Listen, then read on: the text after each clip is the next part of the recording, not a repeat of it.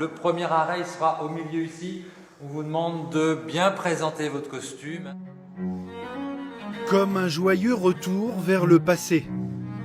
Les époques et les costumes changent, mais pas les traditions. Bienvenue au château de Main-sur-Loire. Et on respecte bien sûr l'ordre de passage, puisque c'est ce qui va nous permettre pour le jury de pouvoir juger des costumes, évidemment. Madame porte une robe de 1560. Ici, on vient défiler et montrer ses costumes réalisés soi-même.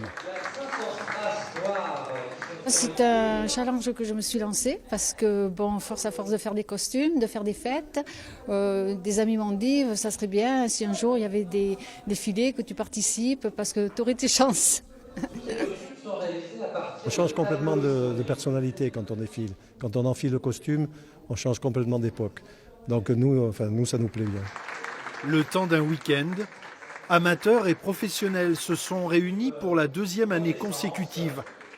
Une Fashion Week un peu différente du défilé parisien. Nous, c'est la Fashion Week Histo, juste après la Fashion Week de Paris, axée sur le multi-époque, comment on peut aborder l'histoire à travers le vêtement. On voit la richesse à la fois de l'ornementation, du souci du détail, de la silhouette, et on voit en fait qu'on perdure toujours avec la Fashion Week de Paris, ce qui a déjà été fait pendant des siècles à travers notre histoire.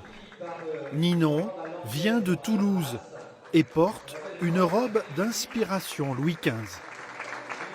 Nous sommes vraiment des amateurs de beaux costumes d'époque, passionnés d'histoire et comme finalement des visiteurs perdus dans les couloirs du temps.